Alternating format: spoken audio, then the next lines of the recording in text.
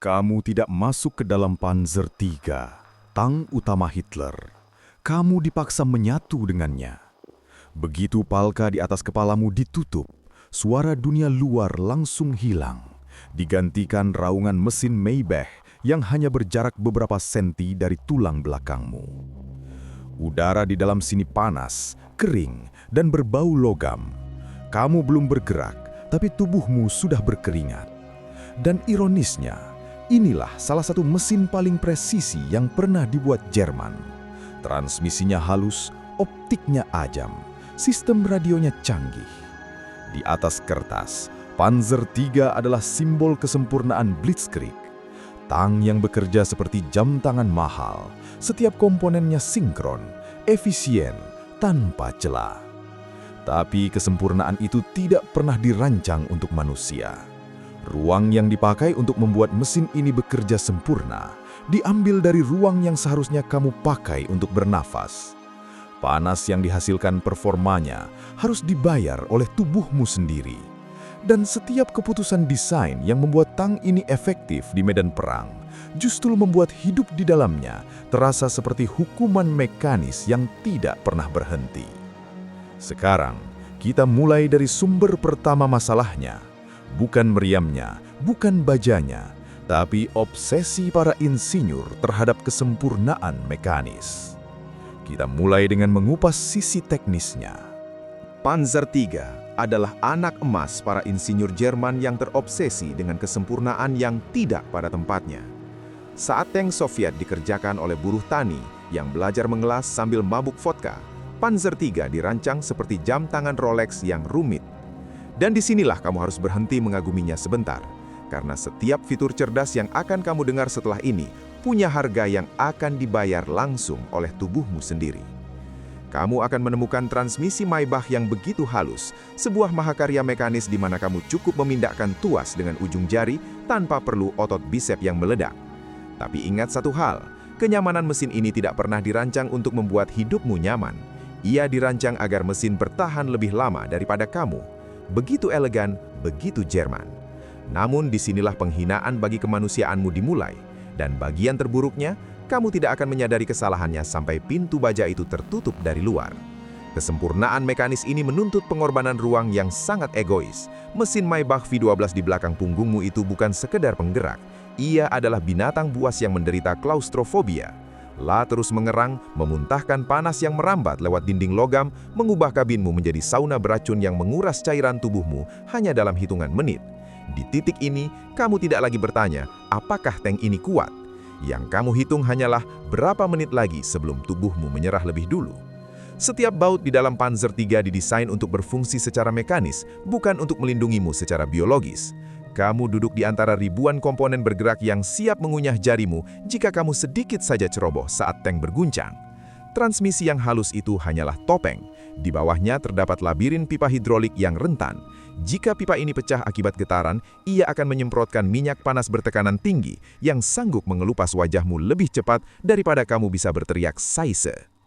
Insinyur Jerman membangun sebuah kuil teknologi.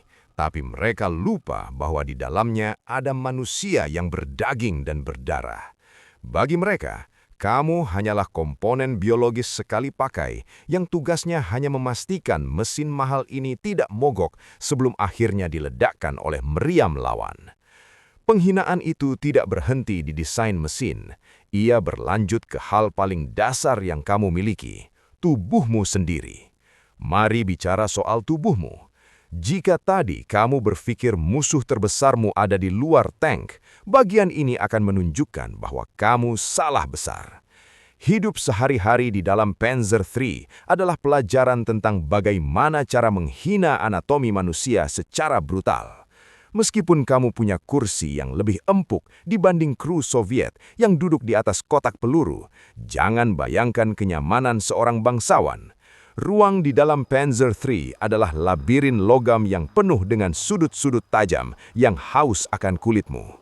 Setiap kali tank ini melaju di medan off-road, tubuhmu dipaksa melakukan tarian gila yang menyakitkan. Dan tidak ada sabuk pengaman, tidak ada peringatan. Tubuhmu hanya belajar lewat rasa sakit yang diulang setiap meter perjalanan. Kepalamu akan beradu dengan langit-langit baja, bahumu dihantam rak amunisi, dan tulang keringmu akan terus-menerus dicium oleh kotak peralatan besi yang keras. Nasib si loader atau pemuat peluru jauh lebih menyedihkan. Saat meriam 50 mm itu menyalak, mekanisme recoilnya akan mundur ke belakang dengan kekuatan yang sanggup meremukkan tulang rusukmu jika posisimu meleset beberapa sentimeter saja. Kesalahan sekecil telat setengah detik di dalam Panzer III bukan sekedar kesalahan kerja, itu kesalahan hidup. Lalu ada masalah bau yang tidak akan pernah muncul di brosur rekrutmen Jerman. Bayangkan terjebak dalam kotak logam tertutup selama berminggu-minggu dengan 5 pria dewasa yang tidak pernah mandi. Bau solar yang tajam menjadi udara yang kamu telan mentah-mentah hingga paru-parumu terasa seperti berkerak hitam. Baunya bercampur dengan aroma keringat basi yang membusuk, bau mulut yang menjijikkan, dan uap oli yang menempel di pori-pori kulitmu seperti daki mekanis yang tak bisa dicuci. Dan setelah beberapa hari, otakmu berhenti menganggap bau ini sebagai masalah. Itu tandanya satu hal, tubuhmu mulai menyerah dan beradaptasi dengan neraka. Di musim dingin, baja dingin Panzer III akan menghisap panas tubuhmu hingga ke tulang, membuat jemarimu membeku dan menempel pada tuas besi. Sebaliknya, di musim panas, tank ini adalah oven yang akan memanggangmu hidup-hidup hingga kamu mulai berhalusinasi melihat air terjun di tengah padang pasir. Tubuhmu dihina, fungsi biologis murnimu dianggap sebagai gangguan bagi performa mesin Jerman yang agung. Disinilah letak ironi paling menjijikkan dari Panzer III. Insinyur Jerman mungkin bisa mendesain sistem radio tercanggih, dan di bagian ini, kamu akan sadar satu hal.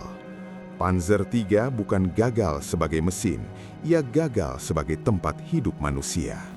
Tapi mereka gagal mendesain solusi untuk kebutuhan dasar manusia yang paling primitif, buang air, makan, dan tidur. 3 hal yang memaksa krunya bertindak seperti binatang di dalam sebuah kantor mewah. Mari kita bahas soal toilet, topik yang paling dihindari para sejarawan romantis. Di tengah pertempuran yang intens, membuka palka adalah mengundang peluru penembak jitu untuk mampir ke kepalamu. Maka, kru Panzer III harus melakukan adaptasi yang menghancurkan martabat. Kamu terpaksa buang air di dalam kaleng kosong amunisi atau botol bekas. Seringkali saat tank menghantam gundukan, urin atau kotoran itu tumpah, merembes ke celah-celah lantai, dan bercampur dengan oli serta debu mesiu. Kamu dipaksa bernapas, makan, dan bertempur di atas kotoranmu sendiri. Tidak ada privasi, tidak ada harga diri. Yang ada hanyalah degradasi kemanusiaan yang dibungkus oleh cat kamuflase propaganda Nazi. Urusan makan pun tak kalah menyedihkan. Meja makanmu adalah tumpukan amunisi yang siap mengirimmu ke akhirat jika ada percikan api. Kamu makan roti keras yang sudah terkontaminasi bau solar dan bubuk mesiu yang pahit.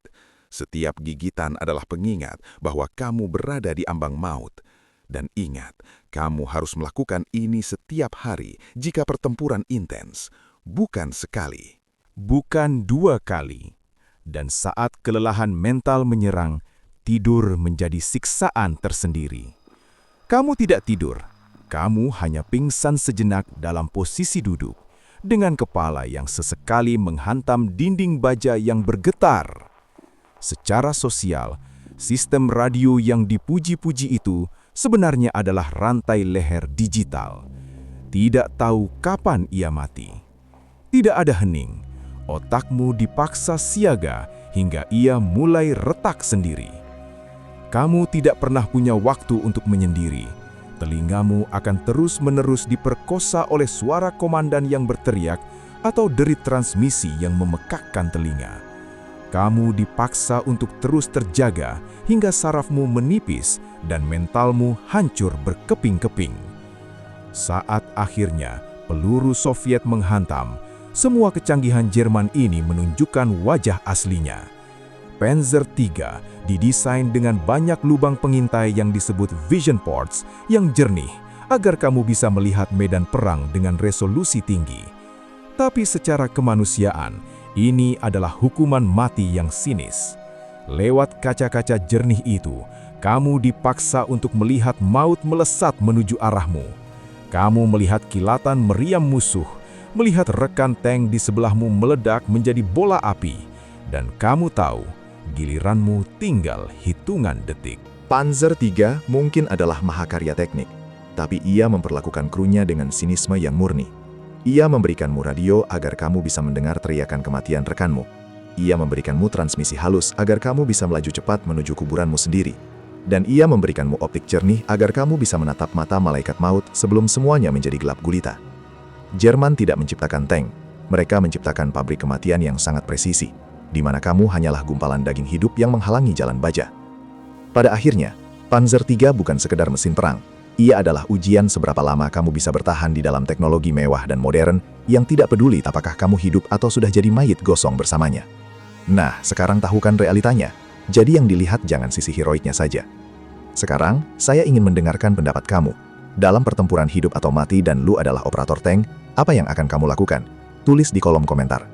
Jangan lupa like, share, dan subscribe channel Gila Cerita agar tidak ketinggalan pengalaman-pengalaman mengerikan perang lainnya. Sampai jumpa di misi berikutnya.